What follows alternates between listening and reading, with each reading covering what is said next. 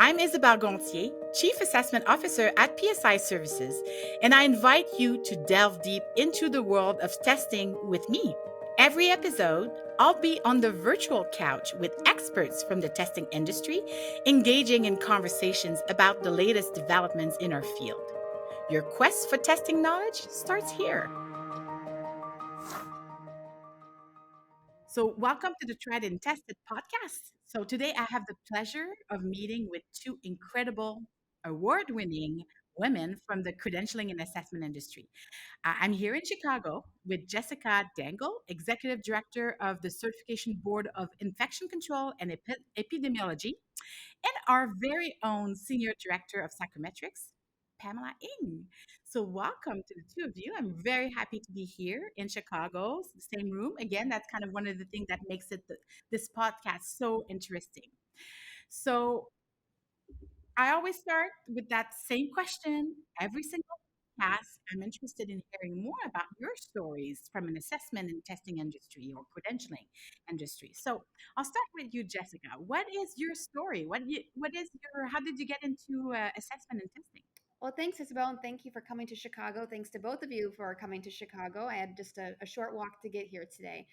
I think, like so many of us, my background is kind of a little bit all over the place in terms of how I got into credentialing. So, I majored in women and gender studies in college, and then I went straight to a master's program in human resources. I was always really interested in workforce development, employee relations. And then in 2009, I found it very hard to find a job, like so many of us. Ended up working in a medical office for a couple years. Ended up teaching in Thailand for about Wow. 6 months as well. So nothing that really sounds like credentialing quite yet. But when I came back, I found that my experience in kind of administration and healthcare got me a job at the National Council of State Boards of Nursing, NCSBN. And from there, I worked on the NCLEX exam for about 2.5 years, doing coordinator duties, looking at incident reports, candidate issues, appeals, accommodations, all things customer service. And that was a really wonderful way to get my foundation in the credentialing industry. And, high stakes, high volume, you name it, we dealt with everything at NCSBN. And from there, I took a job at the American Osteopathic Association. I had a lot of career growth at that company. I started as a coordinator and left as a director of the Board of Emergency Medicine, Pediatrics, and Emergency Medicine. So, working in a 100% credentialing role and physician board certification.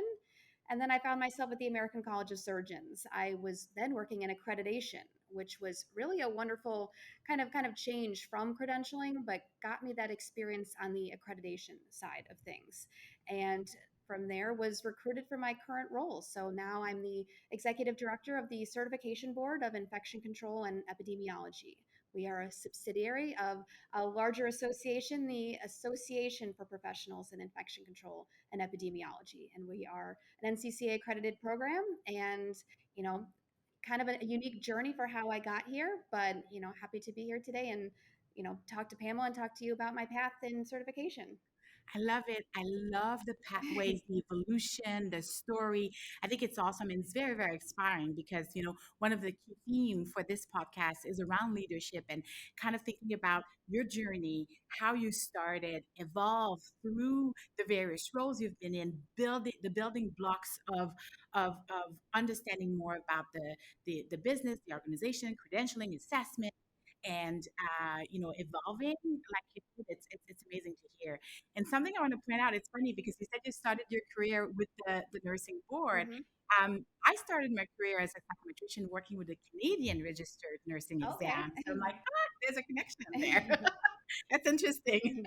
So there's a lot of commonalities I think we'll find in, organizations that we've represented over the years. Absolutely, absolutely. It's a small world. It's a small industry, so there's a lot of interconnections, and I think that's what makes our industry and the people that are part of our industry such an amazing place to be in, and being able to have those connections and having those conversation and interactions makes it even richer. So Absolutely. awesome. Well, Pamela, what about you? What is your story? Well, I didn't start with nurses, but I have worked with many nursing organizations, Yes. which I love working with my nurses and my nurse practitioners. So my love of psychometrics actually began in high school. I was always very interested in how do we measure things? Like, how do you measure whether it's a personality trait or like what career you should be in, all of that. So I was interested in it from that standpoint. So I spent 10 years post secondary just studying psychometrics. I thought maybe I wanted to be in IO psychology, like talent assessment, Mhm. that sort of thing. But I realized very quickly, like, no, I love the psychometrics, the IRT. This is where I get really nerdy. The measurement models and applying that. And so when I graduated, I knew I wanted to be a psychometrician, but I didn't know what type of psychometrician. And of course, I didn't know that there were psychometricians that could have fun jobs in credentialing like I do, where you get to work with the clients, client facing. What's funny is that my advisor in grad school told me on the first day, he said, "You're going to be in a client facing role." And I said, "Okay." He knew. I don't He know knew, what and he that was means. right. I didn't know what that meant until I was, in my first role, and I saw a test development job that was open in New York City, and I had always wanted to move to New York City. And when I interviewed there, they actually ended up offering me a role as director of measurement services, and 12 years later, here I am as senior director of psychometric services, and I absolutely love my job because it has that alignment of the passion that I have for measurement, but I also get to apply that in such a meaningful way, a very practical way to protect the public and to get to work with so many incredible individuals across so many different industries. Yeah, no, it's great, and it's also a great story in terms of, it from a different angle in a way. But again, like looking at building on that passion and interest you had from very early on, and then like consolidating that sort of passion and getting the education, the higher level education, finding the right job and evolving into from a leadership standpoint. And that's kind of what I want to get to a little bit more is that talking about um, those leadership pathways, the what it meant to you, like what were the opportunities that you've got through your journey, and how you made it happen because it's very inspiring, and we'll talk a little bit more about that throughout this conversation. So I guess building from that, as prominent women in the industry. We mentioned award winning, and we'll get to that in a minute. On what way do you believe leaders contribute to innovation and excellence when we think about the credentialing and assessment industry? So, Jessica, I'll start with you. Something that I've experienced in, a few different roles is, those in more junior positions are kind of excluded from things like board meetings or conferences or meetings with senior leaders. And I think building an inclusive culture, I think, is really important to kind of build up that next generation. And I think that really shows leadership when you include your staff in whether it's a board meeting or an item writing session. My background is not in test development or exam development, but being included in those meetings, kind of helps me be able to kind of talk the talk a little bit more. But I think having an inclusive culture really sets up success for your program. And, really when it comes to public protection and patient safety in a role like mine, my staff need to understand why we do what we do, how the exams are put together, how to communicate that. So I think just being very inclusive with all of your tasks, I think, is really important as a leader. And building the next generation is really key. And I think that's how you keep talent, how you promote talent, and get people into the field as well, because that can be tricky. Is how did we all end up in this field? It's kind of all over the place. So I Mhm. think being a good leader is, inclusivity is really important. I love this. The inclusivity, the communication, the engagement, culture. Like, I love the way you're talking about the culture because that's what makes a difference. People want to be part of the type of culture that will get them to evolve, to be able to be creative, innovative, feeling that they have a voice, they have a role to play, regardless of the position that they hold in the organization. If they're part of the group, and they have an opportunity to demonstrate and they have a voice, it makes a huge difference. And that's what makes people like you great. leaders because you are empowering them to be part of something bigger. And then that becomes also the stepping stones for the evolution and growth of that talent, basically. And Pamela, I know you're very passionate about that because this is something that in your role at PSI is really, really important, and the way you work with your team. So I want to hear a little bit more from you on that because I know this is something that's near and dear to your heart. Absolutely. And I think the three of us are certainly aligned in this about the inclusivity. I think it's important as leaders to be curious, to remain open minded, so that we can create a safe space for diverse perspectives and ideas, so that we can really foster that inclusive environment so that everyone can share their ideas, because I think that's really the source of true innovation and excellence. That's where it can really Yeah. occur. Oh yeah, no, absolutely. And you can see it. You can see then people want to be part of it. They want to step in, they want to do, and then you get more engagement. And in the end, when you think about the people you're working with, so in your case, Pamela, your teams are working with different organizations, different subject matter experts across many, many sectors. And then if they feel like they have a role to play in an engaging culture, it transpires through the work they do. And I think that is the Absolutely. same from your organization when you think about how you deal with test takers, certificates, and everyone. And they say you have happy people within your organization, then it's going to translate back to the customers, the stakeholders, the community that they're dealing with, and it's a win-win-win. So love that, love that. So I mentioned award winning.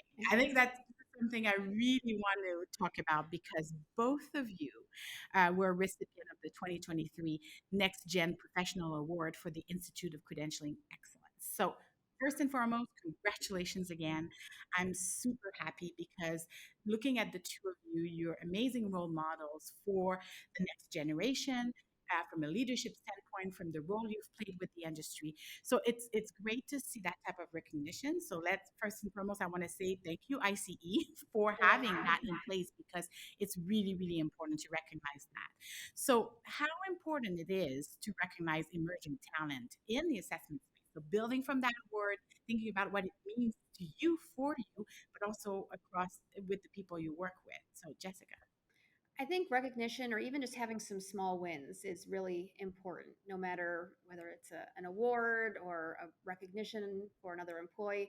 I think that really helps, keep morale up. It helps retain talent. And something that I like about the ICE award is it really awards having a multidisciplinary team as part of credentialing. So Pale and I have very different backgrounds, as you can see, psychometrics and more kind of operations type backgrounds. And I think highlighting that both of those are pieces of the puzzle, I think is really, really important. So, hats off to ICE for recognizing that. And I think, future talent absolutely sees that it doesn't matter if you have a PhD or have, MBA type background, or if you're just getting started in the industry. I think there's ways to, create success for yourself. And, a lot of credit goes to ICE for recognizing that, because I think over the years I felt, maybe there's not a lot of career growth if I don't have that background in psychometrics or test development. So I think it was a real incentive for me that my work is nowhere near done and there's a lot more that I can do in this industry. And leadership comes with a variety of backgrounds. So absolutely the recognition goes a long way. And Pamela and I didn't know each other until a few months ago. And here we are, I know. we're submitting Absolutely. abstracts together, we're working together. So I think it really shows the power of networking as well. Oh yeah, it creates amazing Absolutely. connections Mhm. because you have something in common. Even to your point, your backgrounds are very, very different, but there's that huge connection from again being in the industry that we're all in from a credentialing standpoint, and that recognition sort of bring a little bit more visibility to you, and then other people that will look at you and say, oh wow, okay, so I can learn from that. I can be inspired from that. And Pamela, I know this is, we're looking at, everything that you've done so far, how you've evolved within your career, how you're working also with your teams, promoting them, like wanting them to participate in the industry. So that was sort of the essence as well of even the award in terms of looking at the reasons why you were a prime candidate for that award was how you engage with people, how much you promote your teams and inspire your teams. So yeah, I needed to say that. Thank you. Thank you very much, Isabel. I appreciate that. No, it's I agree with Jessica. It motivates people. It's a source of inspiration of like, yes, it having that, whether it's an incentive or just a source of inspiration, I think is fantastic, and showing just how critical both of our roles are. And it's so interesting because the more we talk, the more parallels we find, even though we're in maybe the specific content that we work with is different. There are a lot of parallels with our career paths, which I think is really fascinating. But also, from my perspective, I recognize how critical operations is, and it's nice to see that synergy of like, oh, we recognize from both how critical, Yeah. both sides of the equation are. Yeah. And then within my own team and even within PSI, like we really try to foster. We celebrate all the wins. That is something that Isabel has brought to PSI. We celebrate the wins, and it's incredible because the engagement, the positivity, the teamwork, the effort, recognizing each other's accomplishments, whether it's something small, something big, something that an individual or a small group has done together. It really, it's a snowball effect of, positive reinforcement. And, for me personally, I've always thrived on positive reinforcement. I know that not everybody is that way, but it's incredible to see that within PSI, within our team. Within my team, I'm always looking for opportunities to bring them up, to empower them, to give them an opportunity to grow in their role and to be more involved in the industry. And they're Yeah. embracing it and they love it. And I And it's love the fact incredible. as well is that the recognition, it kind of goes all across because then it snowballs. To your point, people recognize each other's. They give high fives to each other's. We have like a Teams channel about that, and everybody's chiming in, kind of congratulating each other, thanking, kudos, giving kudos, and it helps because it kind of shows that little things, big things have an impact, and you want to be able to celebrate these things because and it resonates within the team, across the teams, and it just makes it just much more positive in a way. And then when you're dealing with challenges and situations, which it happens, then it kind of help with that mindset, like having that mindset of saying, okay, you know what, we can do this, and then let's kind of get ourselves ready to deal with that challenge. And it all comes from the tone that is set through, like we've just discussed. So yeah, Absolutely. yeah. So thinking of young professionals that are kind of starting in the industry, in the credentialing industry, what advice would you give them? And I'll start with you, Pamela. What advice would you Sure. give someone new coming in, figuring things out, and wanting to make an impact? Yes, I would invite everyone to embrace the power of a positive mindset, hands down. That when they're faced with a challenge, to really seek opportunities, search for solutions, and incorporate any lessons that they learn along the way for next time. To be present. It is so easy to get caught up in what's next, or ruminating on something that has happened. But to be present in the moment, like we are right now, that is so powerful. Um, you know, to stay open, as I mentioned earlier, staying open, staying open minded. If you have like a fixed, closed mindset, you're going to miss those solutions. You're going to miss those opportunities to learn, to grow, to evolve. um, learning to be learning to be comfortable with not knowing all of the answers while still being committed to asking the right questions. Right, there's no way that as leaders we're going to know all the answers, but we can ask the right questions and we can keep asking until we find the person that has the answers that we need. um, and then of course listen. We need to listen, observe what is happening around us, which is again tied to being present, and then integrating all that information as it becomes available. Yeah. That is what I would, that is my advice. Yeah, no, I love it. And I'm looking at those aspiring leaders because there's so many different elements to consider. and thinking about being an individual contributor and getting into more leadership roles in any sector, but Hmm. is something, it's a big transition. So Hmm. I love that. Those are really critical points. What about you, Jessica, thinking about Yeah. your background and your teams? As someone who's kind of been a coordinator, a specialist, manager, director, executive director, some advice I have is doing as much professional development as you can really get your hands on, I think is important. And it doesn't have to be expensive, it doesn't have to cost anything. I'm thinking when I first started in credentialing in 2015, 2016, I went to all of the certification networking group events. They are always free. They're in DC, they're in Chicago, and I met a lot of people that I'm still in contact with today. And, almost 8 years later, I'm upcoming panelist. So I think it just goes to show that there's a lot of opportunities to get involved, even with ICE taking their course on credentialing basics. Getting that strong foundation, I think, is really key. ATP, the Association of Test Publishers, they have kind of a framework course for people new to the industry. And finding a mentor. And I will say, finding a mentor doesn't mean that they will guide you through everything in your career, they will open every door for you. Really fostering that relationship with a mentor and finding out if they're doing a presentation that's coming up. How can you support them? How can you get involved? Can you shadow them? Can you attend a committee meeting that maybe you have not attended before? So I think being really visible is important. And when I was at that coordinator specialist level, putting my hand in the air anytime they needed a volunteer, even if it wasn't my board or my exam that I was working on, kind of breaking down some of those silos. And, if you're noisy, people notice. And I think eventually leadership saw that I was, always putting my hand in the air. I always wanted to volunteer, and people learned my name. And I think in the industry, it's been the same way. So Mhm. if someone wants to give a presentation, they offer that, to you, join them. If there's a committee, join that. So I think saying yes as much as possible is really the key to kind of get your foot in the door. I so agree. And I think it's great when you think about that, 100%. engage with the industry, engage with people. And sometimes it's going to bring you outside of your comfort zone, 100%. But you know what? It's when you're uncomfortable that's when you're learning. That's actually when you're pushing yourself, and that level of engagement is will give you opportunities.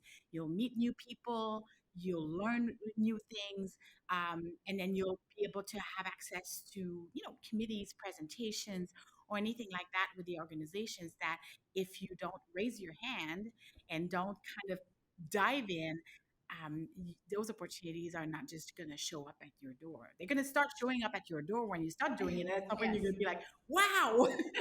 Everyone needs volunteers. I think, as soon as you put your name out there, you'll be voluntold for things as time goes on. But, Yeah. you have to make that first step. You have to get out of your comfort zone, like you said, and put yourself out there. Opportunities will, it's unlikely they'll just show up at your door. So you kind of have to be noisy and knock on it. Yeah, absolutely. And you've mentioned great organizations that really appreciate working with the volunteers, recognize their contributions, and there's ways of doing that where it's not going to cost you a lot of money, because sometimes it could be a bit of a challenge.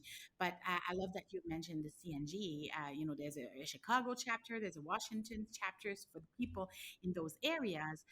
It provides the opportunity to engage, attend some great sessions, conversations. There's even online sessions for Hmm. those. So there's the in-person meetings, but there's online sessions that kind of opens up to a broader group of people, and then you can then be engaged with the planning committee. You can help, engage with being part of one of our presentations. So open up your mind. And one other thing that I wanted to say is that I love the comment around the mentor, because having someone that is there for you to help you see things that you might not see, or encourage you and push you and give you that little extra kind of, yes, absolutely, try this, or opens the door for you.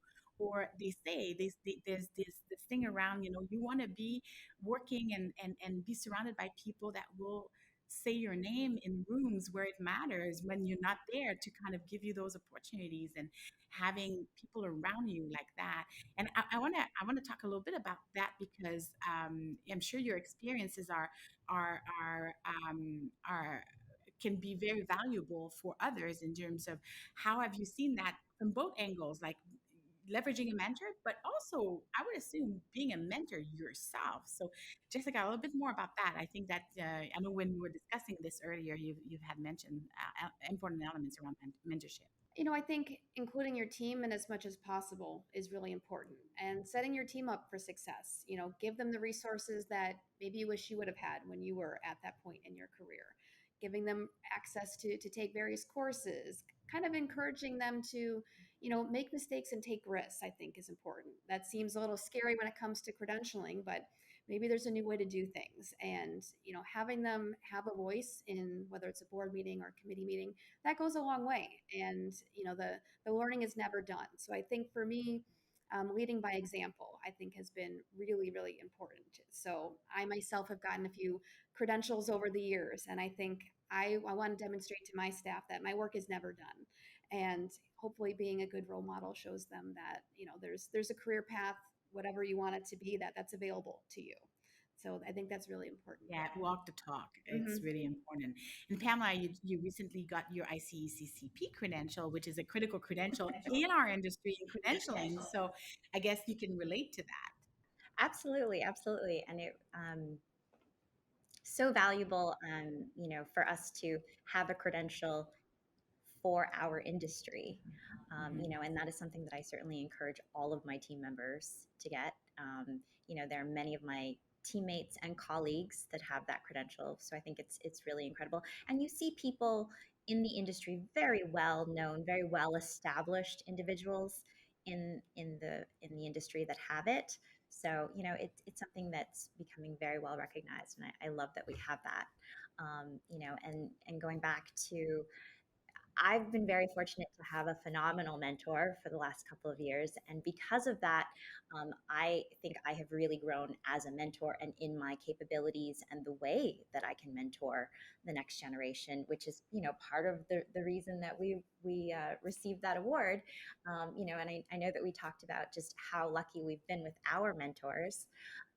But I'm taking the time to learn about my individual team members to see where their strengths lie, where there's opportunity for growth, whether it's through coaching or some kind of training, where their interests and passions are, so where I can, so that when there are opportunities, I can think of that would be great for so and so, or I want to mention this person's name in this room. And so, being a leader now and being able to do that for the next generation is incredible. And it's something that I feel very, very grateful for. Yeah, I know absolutely, and I think that that's part of the excitement for sure.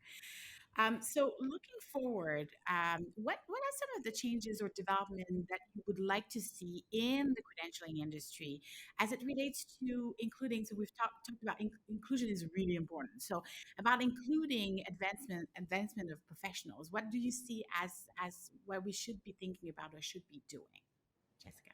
I think more opportunities for those that kind of identify as a young professional, I Hmm. think are really important.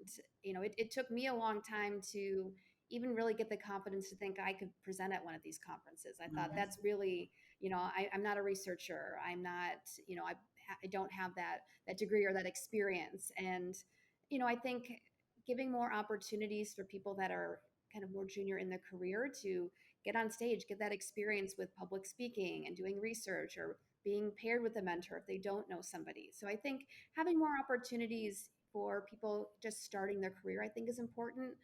I would love to see more scholarship opportunities for people to attend conferences. I know we talk a lot about ATP and ICE, and there's a definite barrier to entry for some individuals that like myself, a lot of us work in the nonprofit or association world or for very small certifying bodies, and there's not always that opportunity to to go to those conferences or to network in person, and there's value there. So I think maybe having young professionals boards or junior board levels makes it feel a little bit more attainable, and seeing more of a career path, I think, is important as well.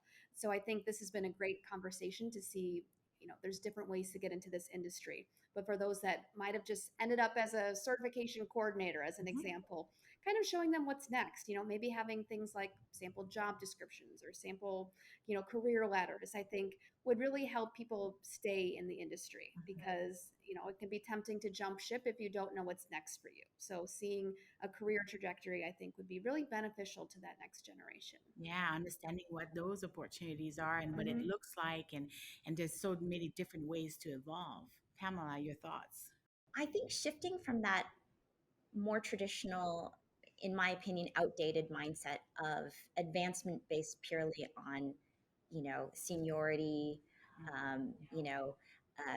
You become, and we've talked about this, about like not being given opportunities to step into a leadership role unless you've had a leadership role, but that doesn't make any sense, right? So finding the right fit between the role and the person's skills, abilities, their people skills, even not just their either technical skills or their management history.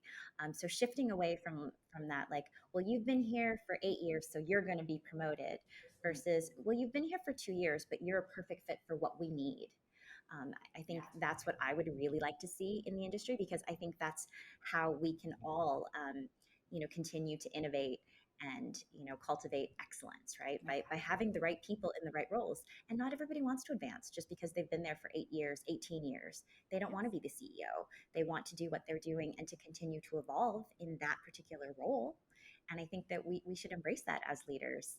Yeah, leveraging the talent, and Yeah. you can grow within a role. It's not just about a title or a promotion. You can Mhm. grow within a specific role, and get more breadth, and then, Mhm. being able to get different opportunities within a role that helps you grow. There's different types of growth. So, yeah, I love that. I think that's a very important point.